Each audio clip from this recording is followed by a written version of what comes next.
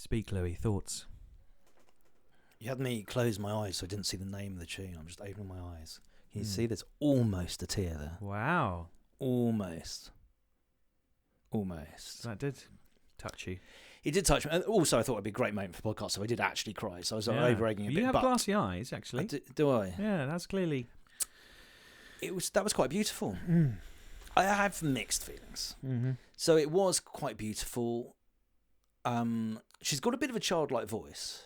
So it's a little bit like, it's Zoe Deschanel. Oh, I'm an adult child. So it's slightly annoying. But if I only thought that towards the end, the beginning was like, he's quite a beautiful voice and there's vulnerability there. Yeah. Oh, yeah.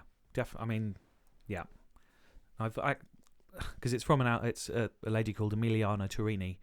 It's from an album called Fisherman's Woman, and I learnt a lot of just through her the sort of vocal technique and just how close she is to the mic, and there's an intimacy. And there's another song that I nearly was gonna do instead of this one, called Lifesaver, and it's the first song that I realised I could hear her smiling as she was in a part of the song, and that was like a revelation, because I thought you can hear the smile, and then I've kind of used that because it wasn't just the fact she was smiling and she had her mouth in a different way, but you could hear the way the emotion was coming out in a different way. So yeah, vocal technique was beautiful. It's intimate, and I love that when you can hear the actual you could hear her fingers slide up the guitar. Yeah, I don't know what's the terminology for that when you can. That's fingers sliding up the guitar. yeah, okay, right. But you can hear that, and it feels really as if she's just playing. I mean, it reminds me of. Sometimes you go to these, maybe an open mic night or just a very intimate gig, maybe at the Map Cafe in Kentish Town, or Malcolm's Cafe in Kentish Town. Oh yes, and you could hear. So it reminds you of those sort of gigs. Yeah, and you think of the vulnerability. It reminds me of you think of I'm an uncle again. My sister's had a baby not long ago. You are. Congratulations! Well, thank you very much. Didn't have to do much. But not much. I hope not. to create the baby. We're not right. We're not going there. I just had to hold. No, that's not. That was last. Yeah. We've moved on from that. Adolescent humour. We're better than that, Nigel Thomas. You didn't wank him off into. No, okay. It's a turkey. I just want to be clear. Right. Anyway, I'm trying to have a beautiful moment about the beauty and cry and vulnerability. And you look at a baby. There's that old thing people say. And you look at a baby, and it can almost make you cry because you know how vulnerable and you know how hard life is, and they have no idea.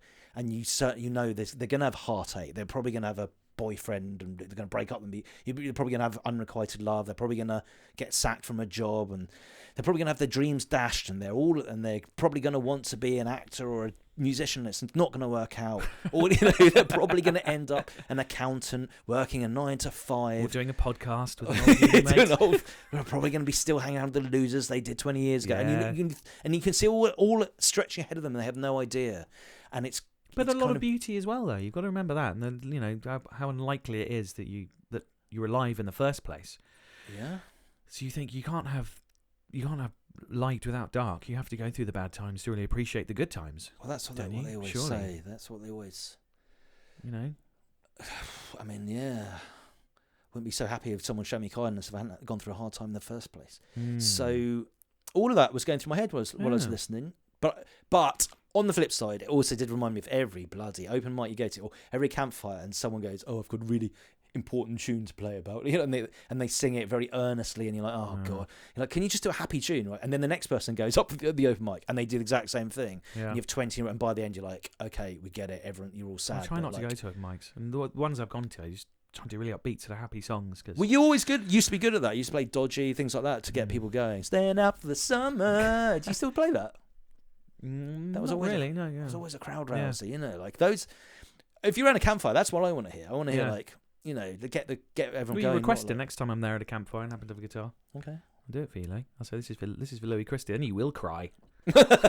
Finally, someone's helping me out with a happy tune. You'll be sitting when I'm on holiday round a fire, and it's not all like there'll be 3 tins of Foster's round your feet, tears pouring down your face, and I'll go, "There you go, Louis. Told you so." I think there's something dodgy in his Fosters. Yeah, we'll have to do another episode of this. Around a campfire. Yeah. The campfire. I'm glad you like that.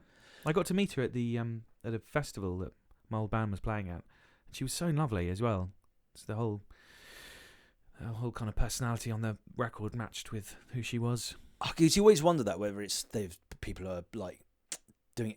What's her name? Amelia. I'm like Emiliana Torini. Okay, because Amelia is quite a posh name, and you're like fisherman's woman. She's oh, my life's so terrible. My daddy won't give me a pony. I don't think she's English. So I was going to say name checker. We have, so people can go off and a fisherman's woman. The whole album is beautiful. She had she lost I think a husband or boyfriend through a heart attack when she was quite young, and a lot of it is some of it's you can hear the heartbreak, but it's beautiful heartbreak. Sunny Road is probably her biggest hit from that.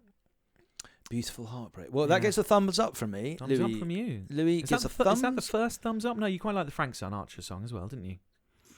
Yeah, I liked it, but I never would have thought it's sort of a song to cry to. But this one, I almost cried there. Let's say I was glassy-eyed. So that, I'd listen to that again. I'd listen to that walking through nature or something like that. On a walk. Something. You're always desperately walking through nature. You're probably walking through the city, pretending you're in nature. That's what you like to do. I do. You're walking in nature and you're in a film. Go through Deptford Park, past the how often chicken boxes. How much of the day do you spend in reality? Do you think, Louis? It's not much. No, to be fair. This is why you should definitely avoid hallucinogenic drugs, because I fear we'd never see you again. Yeah. Or we'll get you to take some at the beginning of a podcast and see how it goes. Dry January. He didn't say anything about mushrooms. Just drugs don't count. Drugs don't count. Should we do another song? We'll do another couple of songs, but okay. let's do another song, and we'll see what you think about this one, Louis. Okay.